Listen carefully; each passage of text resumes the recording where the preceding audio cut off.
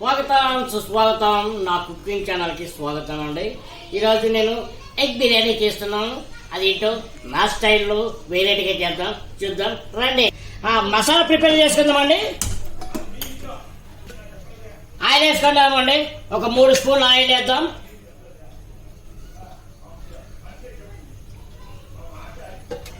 ఉల్లిపాయలు వేసుకుందామండి.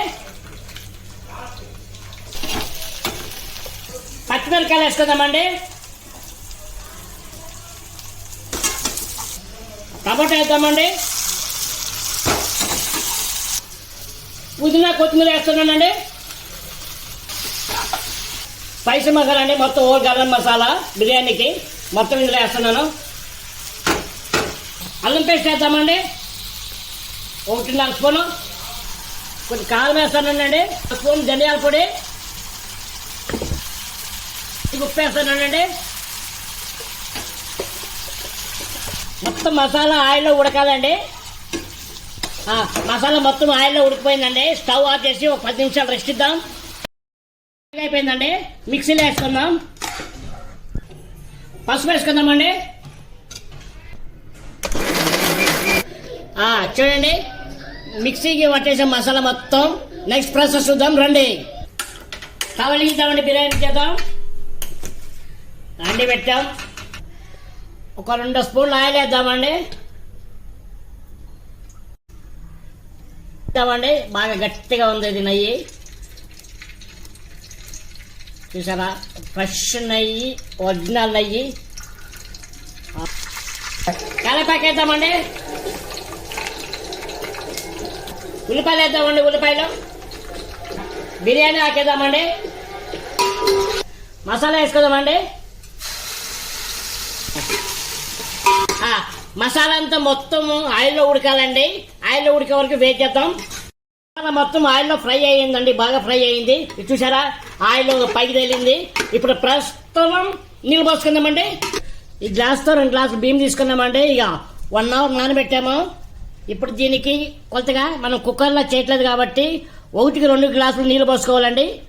2 గ్లాసుల బియ్యానికి 4 గ్లాసులు నీళ్ళు అండి. బాస్మతి బియ్యం అండి. నేను కుక్కర్లో చేయట్లేదు కాబట్టి మామూలుగా చేస్తున్నాను. 1 గ్లాస్కి 2 గ్లాసులు నీళ్ళు పోసుకున్నాను.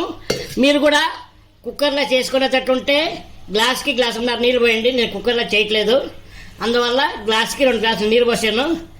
నార్మల్ బియ్యంతో కూడా ఈ బిర్యానీ చేసుకోవచ్చండి, ఎగ్ బిర్యానీ. ఈ టైంలో ఉప్పు చూసుకుందామండి. ఒకసారి 1 స్పూన్ ఉప్పు పడుతుందండి. ఉప్పు తక్కువ ఉంది. అంటే నేను టమాటా కారం పొడి చేశాను కదండి, మసాలా కారం పొడి. ఇక 1 స్పూన్ వేస్తానండి అండి. ఇది టేస్ట్ సూపర్గా ఉంటుంది. ఒక పొంగు వచ్చే వరకు ఉడికి పెడతామండి దీన్ని. ఇకండి ఒక పొంగు ఇది ఉడుకుతుందండి. నేను మొత్తానికి స్టవ్ బంద్ చేస్తున్నాను. గుడ్డు ఒక్కొక్క గుడ్డే వదిలేస్తానండి ఇలాగా. ఇదండి, దీన్ని స్టవ్ వెలిగించక్కర్లేదు. ఒక 10 నిమిషాలు ఈ ఆవిరి పైన గుడ్డు ఉడికిద్దామండి. అంతవరకు 10 నిమిషాల వరకు వెయిట్ చేద్దామండి. చూడండి, 10 నిమిషాలు రెస్ట్ ఇచ్చాం కదండి గుడ్డు పగలు కొట్టిన తర్వాత. ఇక చూడండి, గుడ్డు చిదిరిపోలే, ఎలాగ వేసిన గుడ్డు అలాగే ఉంది. దీన్ని నెక్స్ట్ మనం బియ్యం వేసుకుందామండి.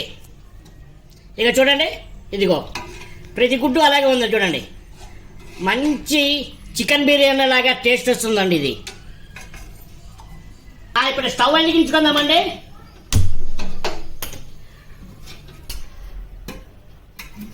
దీన్ని మూసేద్దామండి.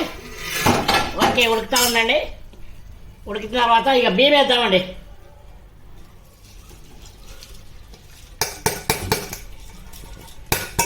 బియ్యం వేసిన తర్వాత మెల్లగా కలపాలండి. దమ్ము పెడదామండి. రైస్ రెడీ అయిపోయింది. ఇవ్వండి, ఒక 20 నిమిషాలు, మొత్తం 20 నిమిషాలు పెడితే మొత్తం అయిపోద్దండి. ఒక 10 నిమిషాలు సిమ్లో, ఒక 10 నిమిషాలు హైలో పెట్టేస్తే అయిపోతుంది. గుడ్డు ఎగ్ బిర్యానీ రెడీ అయిపోతుంది. బిర్యానీ అయిపోయిందండి. కొత్తిమీరతో గార్లిక్ చేసి ఒక 10 నిమిషాలు వదిలేస్తే మన ఎగ్ బిర్యానీ రెడీ అయిపోతుంది. మూత పెట్టేద్దాం. ఎగ్ బిర్యానీ రెడీ అయిపోయిందండి. ఏదో నా స్టైల్లో నేను చేశాను. మీకు నచ్చింది అనుకుంటా నేను చేసింది. అలాగే నేను చేసినట్టు ఎగ్ బిర్యానీ మీరు కూడా చేసి తినండి, చాలా బాగుంటుంది. ట్రై చేయండి, కొత్తగా చేద్దామండి. ఇప్పుడు కోడిగుడ్డు ఉడకబెట్టి బిర్యానీ చేస్తాం, అది కదా కొత్తగా ట్రై చేసాను. ఇది నా ఐడియా ప్రకారం నేను కొత్తగా ట్రై చేస్తున్నాను. బిర్యానీ బాగుంది, మీకు కూడా నచ్చుతుంది అనుకుంటున్నాను.